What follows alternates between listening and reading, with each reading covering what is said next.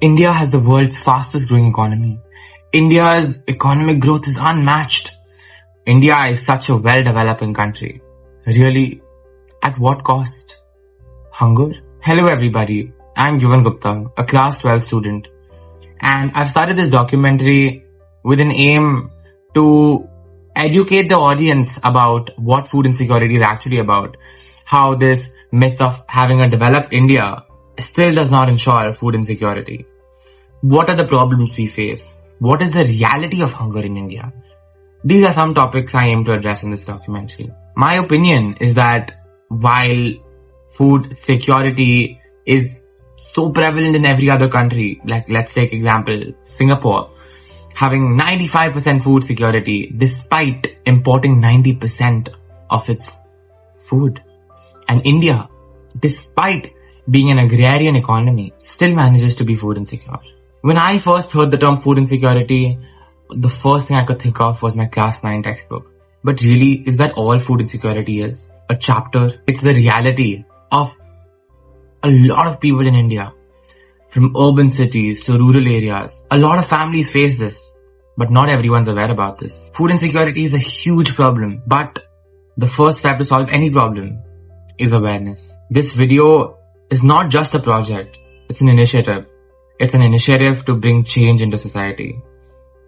As I researched about topics, food insecurity was one topic which had so many intersections: cost, social, environmental, but also economic and financial. I've also explored further disciplines and have written a research paper on the economics of food insecurity, talking about everything rather. What causes food insecurity? Supply chain inefficiencies, or maybe just not adequate infrastructure. What are my solutions for the same? This series is kind of a beginner to that. Just giving an idea that what is food insecurity about? What is the reality of food insecurity in India? Why is it still prevalent? I hope this series hits that right note in your heart where you actually pause and think about it. That while you may be eating a very, very satisfying meal, there are millions out there who aren't. Who can't afford 3 square meals a day, who can't even afford 1 square meal a day for that matter. So, without further ado, let's start the documentary. You know that feeling when Zomato says your pizza will take 40 to 50 minutes and you're already starving? Now imagine this. For millions of families, 40 minutes is nothing. They're waiting 2 days, sometimes 3, not just for pizza, just for rice and dal. When the plate's empty, money doesn't whisper. It screams. Most of us think financial literacy means, stocks, SIPs, crypto tips, maybe a fancy webinar where someone says the word diversify like 20 times. But here's the truth. Financial literacy has layers. And a huge part of India, it's not about multiplying wealth. It's about stretching basic survival. It means, how can I make 500 rupees last the whole week? How can I buy enough dal today before the price doubles tomorrow? How can I feed 3 kids and still keeps the light on? Now here's the uncomfortable part. Food insecurity isn't some, far away distant problem. It's not just in rot-hit villages or, in newspaper headlines. It's right here. It's in the slum behind your apartment. It's in the student hostel when dinner is just Maggie for the 3rd night in a row. It's even in middle class flats where the EMI gets paid but the fridge is half empty. We don't always see it because our problems look different. Our empty fridge means, there's nothing to eat, only leftovers. For someone else, an empty fridge means nothing. Nothing at all. And the crazy part, hunger doesn't just come from the lack of food. It comes from the way money, or rather the lack of it, controls access. If you've ever skipped a meal to save money during a month end, you felt 1% of what millions feel every single day. So in this series, we're not talking about Wall Street. We're talking about the street vendor, the daily wage worker, the mother who quietly waters down the dal so that her kids' stomachs feels full, even if hers doesn't. Because when you learn how hunger and money connect, you don't just understand poverty, you understand privilege. And maybe maybe you understand responsibility. So stick with us. Stick with me. This isn't going to be a lecture. It's going to be a real talk. And maybe the next time you complain about your food order being late again, you'll pause and think, what does hunger really mean? We all love planning. Color-coded Google calendars, Notion boards, meal preps with, cute little boxes, pizza Friday, pasta Sunday, detox smoothie Monday types. Planning makes us feel in control. But pause for a second. How do you plan dinner when you have only 2 potatoes, half an onion, and 5 mouths to feed? That's the reality for millions of families. For us, meal planning is about choice. For them, meal planning is about survival. When you say, oh, there's nothing to eat, what we really mean is, there's nothing I feel like eating. Maybe there's roti, maybe dal, but maybe your mood is for momos. But when a daily wage worker says, there's nothing to eat, they mean there's literally nothing. So what does planning look like then? It's not, do we want Mexican or do we want Chinese? It's, if we finish this rice today, what will we eat tomorrow? It's, should I skip lunch so my kid can have dinner? It's, do I water down the milk so it lasts for 2 more days? This is financial literacy at ground level. It's not about calculating compound interest. It's about calculating how many rotis can I stretch out of 2 cups of atta. And yet, there's resilience in this. Communities step in. Neighbors share rotis. Langars and temples run lifelines. Families create ingenious hacks, cooking once and recycling leftovers into the next day's dish, turning scraps into full meals. Innovation is at its peak. But it's a kind of planning we rarely think about. Because our plans are about time. Their plans are about hunger. And here's where the privilege check comes in. Next time you're stressing about whether to order Thai or Italian, remember, someone else is just hoping for enough salt in the rice. So when we talk about planning, let's broaden the definition. Yes, keep your spreadsheets, your calendar, your budget apps, but also remember, there's another kind of planner out there. One that measures not hours and meetings, but rupees, meals, and empty stomachs. Stick with me. In the next episode, we'll ask a tough question. What happens when your family has only 100 rupees a day to survive? Let's play a quick little game. I hand you 100 rupees and say, feed your whole family for the entire day. Not one meal, all 3. Not one person, your entire family. Sounds impossible, right? But for many families in India, that's just a regular Tuesday. Now think about what 100 rupees usually means. Mall parking, maybe a cappuccino, maybe that delivery fee that you crib about, but you still pay. For someone else, 100 rupees is the difference between eating and, well, not. So let's do the maths together. 4 people, 3 meals. That's 12 plates of food. 100 divided by 12, a little over 8 rupees per meal. 8 rupees. What can you even buy for 8 rupees today? Half a cup of cutting chai, 1 vada pav, that's it. But here's where survival hacks kick in. Families stretch every coin like rubber. Buy grains in bulk, rice, wheat, dal, which is usually cheaper in wholesale. They use seasonal vegetables. No broccoli, no avocados, just lauki, bhindi and aloo. Protein swaps. Eggs if you're lucky, chana and sprouts if you're not. Cook once, eat twice. Yesterday's dal becomes today's soup. And spices, they're not just for taste. They're how you make 1 pot of khichdi feel like a proper meal. It's not glamorous. It's not healthy half the time. But it's survival math. And here's the kicker. Living on 100 rupees a day isn't just about food. It's about the trade-offs. Do I buy vegetables or do I save 20 rupees for kerosene? Do you add milk to your tea or buy an extra roti for your child? Every rupee becomes a decision. Food, electricity, medicine. And often, food loses. Now why does this matter to us? Because inflation doesn't hit equally. When prices rise, we grumble and cut down on Zomato. But for 100 rupees a day type of family, inflation isn't inconvenience, it's starvation. So next time you mindlessly blow 100 rupees on a cab ride for 2 kilometers, pause, reflect, remember, someone else just stretched that same 100 rupees into breakfast, lunch and dinner. And that is the real crash course in financial literacy. Stick around. When prices rise and your salary stays still, what does inflation really look like on your plate? We'll talk about that in the next episode.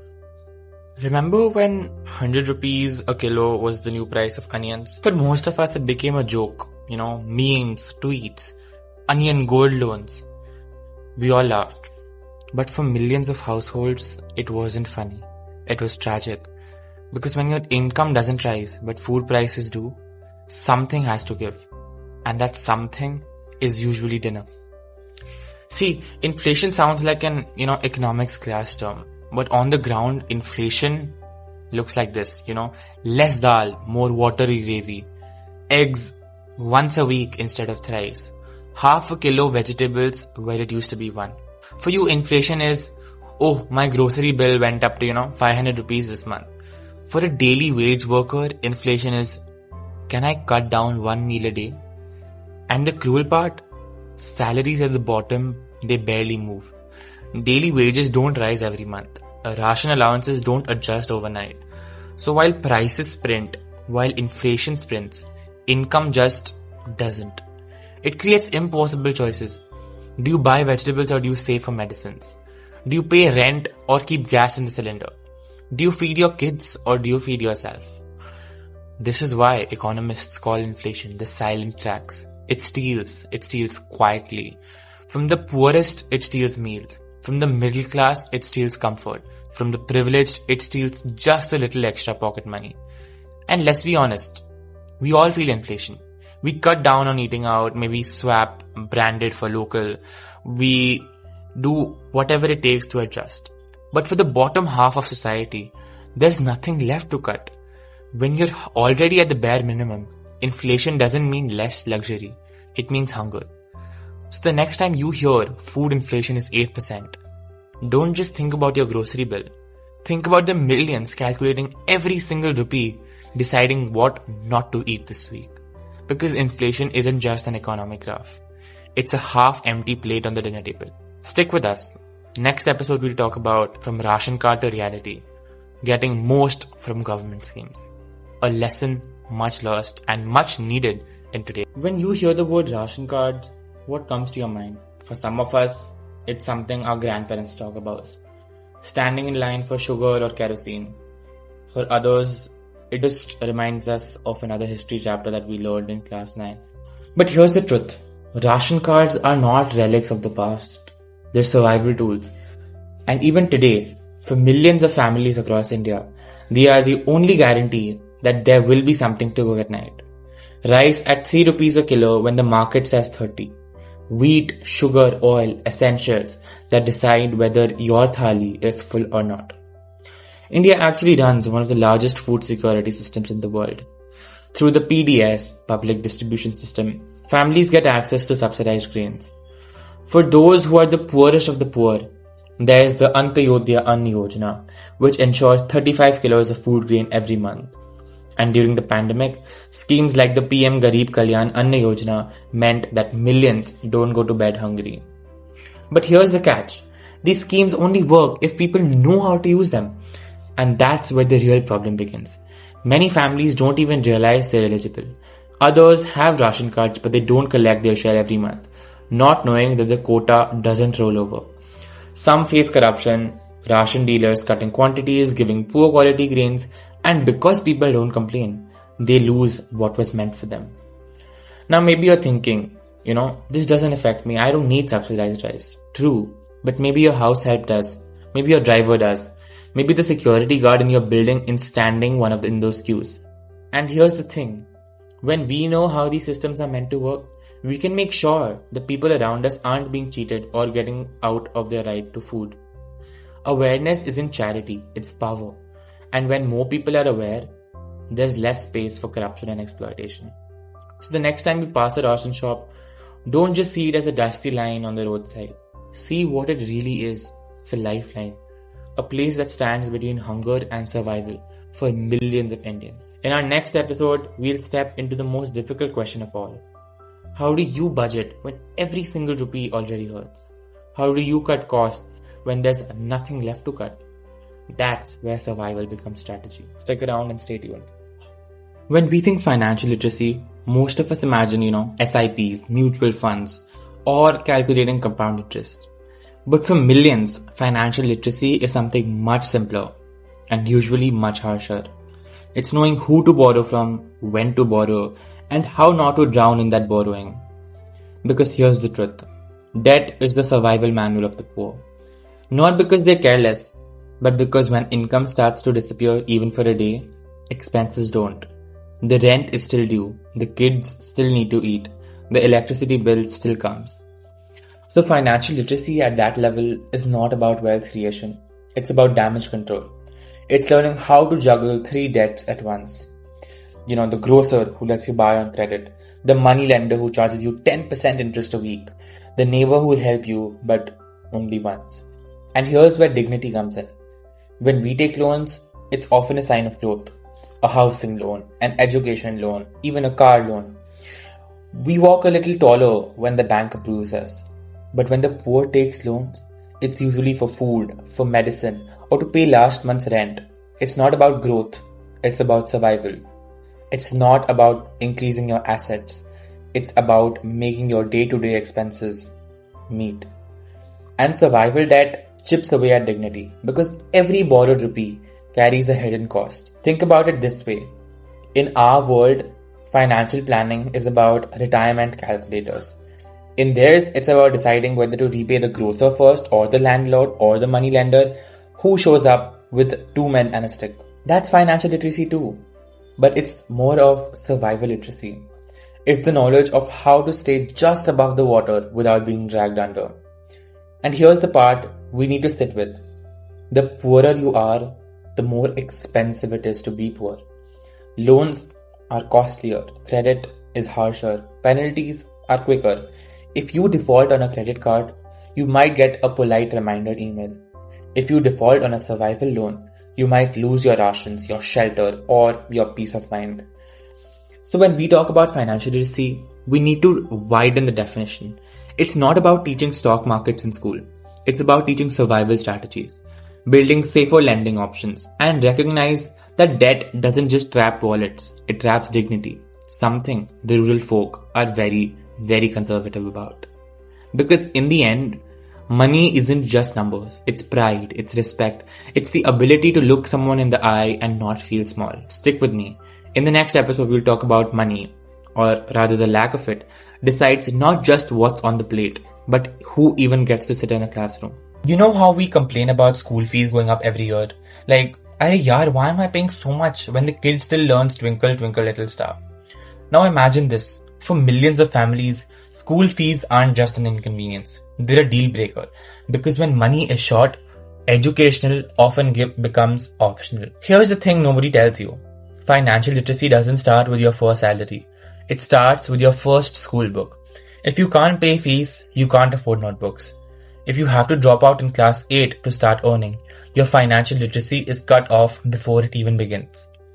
Think about the math. A child drops out at 14 to work as a helper, earning 200 rupees a day. Short term, the family survives.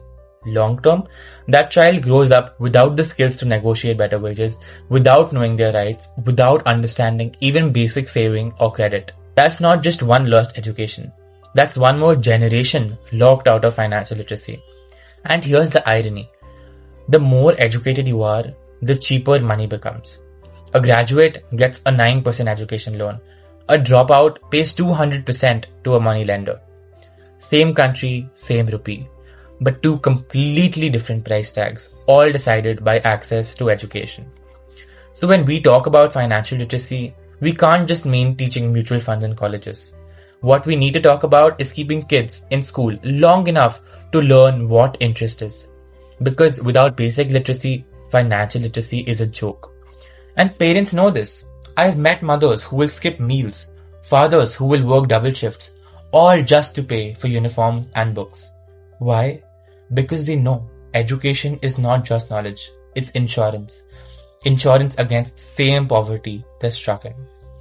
But the tragedy, too often that premium on that insurance The fees, the supplies, the bus fare is too high. And the policy lapses before it ever matures. So next time we hear about the child dropping out, let's not just think, oh, they couldn't afford school. Let's recognize it for what it really is, a financial literacy crisis. Because the cost of education isn't just tuition. It's the cost of breaking free from survival economics. Stay tuned. Next episode we'll talk about something we rarely notice. How women carry the heaviest financial literacy load and why their wallets are often the lightest. Every Indian household has a chief financial officer. She's not on LinkedIn. She doesn't have a corner office. But she knows exactly how to stretch 100 rupees till it cries. Yes, I'm talking about women. Mothers, grandmothers, even daughters. They're the invisible money managers of this country. You know those kitchen audits? The legendary Dabba system? The secret 500 rupees note tucked away in a sari pallu for emergencies? That's financial literacy in its purest, rawest form. And here's the irony. Women are managing 70% of household chores, household expenses in India, but less than 20% of them have bank accounts in their own name. Think about that. They balance the household budget, but the actual salary often bypasses them. Why does this matter? Because financial literacy isn't just about knowing what an SIP is. It's about having control over where money comes from and where it goes. And too often, women get responsibility without authority. They're asked to manage the kitchen, but not decide the investments. And let's be real, women are often better savers than men. Give a guy $1,000, he might spend it on a new phone cover. Give a woman $1,000, she'll feed a family of 4 and still keep 50 rupees aside for school supplies. But here's the problem. Without access to accounts, credits, or even basic financial education, women are stuck in survival mode. No loans, no assets, no ownership. Which means if there's a crisis, their brilliant budgeting skills hit a hard wall. Imagine the leap we'd make if women weren't just CFOs of kitchens, but CFOs of families. If they were encouraged to open accounts, learn about insurance, invest small amounts. Financial literacy isn't complete until it includes women as equals, not as assistants. So next time you see your mom or your grandmother making magic out of limited groceries, realize this. She's not just cooking dinner. She's running the most important financial institution you know, your house. And if we want real financial literacy in India, don't start with banks. Start with her. Stick with me. Next episode we'll dive into the youth. Why financial literacy at 20 can literally decide whether you're thriving or just surviving at 40. Remember the first time you got pocket money? 200 rupees felt like a fortune. Ice cream, chips, maybe even a cheap earphone if you saved for 2 weeks. But here's the truth no one told us. If you don't learn money when you're young, money will teach you later, and the lessons are expensive. Let's talk Gen Z and money. We're the UPI generation. We don't spend per se, we just tap. We don't budget, we just hope the SMS alert doesn't buzz too soon. And we don't save because, well, Zomato discounts feel like investments. Funny, yes, but also dangerous. Because every rupee we blow at 20 is a rupee we won't see multiply at 40. That's compounding. The eighth wonder of the world. Or as Einstein put it, the magic trick your math teacher never made cool. But here's where financial literacy really hits. Youth from lower income families don't get the luxury of, oops, I overspent. For them, first salary isn't about Netflix or sneakers. It's about rent, ration, maybe their siblings' school fees. Financial literacy for them is literally survival training. And that's the gap between privileged and less privileged youth. It widens every time one group learns about SIPs and college workshops while the other group learns about debt from the moneylender. That's why talking about money young matters. It's not about avoiding credit card traps. It's about learning how to make every rupee work for you, whether you're saving 500 rupees or 5,000 rupees. Imagine if school taught compound interest with the same energy that they teach Pythagoras theorem. Imagine if money mistakes were part of the curriculum, not something we pay for in adulthood. Because here's the secret. Financial literacy is like fitness. The earlier you start, the easier it gets. Wait till 35. you're huffing and puffing trying to catch up. So whether you're a college kid eating Maggie at midnight or a 25-year-old on your own first paycheck, start now. Track your spending. Learn to budget. Save even 100 rupees. It's not about the amount. It's about the habit. Because one day, money will come knocking with the bill. And if you didn't learn it early, the bill will be heavy. Stick with us. Next episode, we'll talk about debt, how easy it is to fall in, and how much harder it is to climb out. We all love that magical sound. Swipe. And suddenly the new sneakers, the iPhone upgrade, or that limited edition hoodie is yours. Credit cards feel like free money, right? Wrong. Here's the twist. Credit cards aren't like Santa Claus. They're more like that friend who says, "Bro, chill, I'll pay for that pizza," and then shows up 6 months later with a bill for triple the amount. You see, the trap isn't the swipe. It's the fine print. You pay the minimum due, let's say 500 rupees, and you think, sorted. But what you don't see is the interest meter ticking away faster than a Mumbai rickshaw meter in traffic. 36% per year, sometimes more. That's not just expensive. That's loan shark territory dressed in a shiny Visa card. And the banks, they love it when you don't pay in full. Because that's when you're not the customer. You're the product. You're the one feeding their bonuses. Now don't get me wrong. Credit cards can be superheroes if you know how to use them. You build a good credit score, you get cash back and rewards, you have your emergency backup. But the only way you play it should be by one rule. Pay in full, on time, every month. No excuses. No, I'll do it next week. If you can't afford to clear the bill, you couldn't afford the swipe. Simple as that. So next time you hear that swipe sound, remember, it's not just plastic. It's a contract. One that can either make you look smart with free air miles or leave you explaining to your parents why you owe the bank more than your annual allowance. Money talks. With credit cards, sometimes it screams. Stick around. In the next episode, we'll talk into how you buy now, pay later is just a hack. Or rather not, just another trap with better packaging.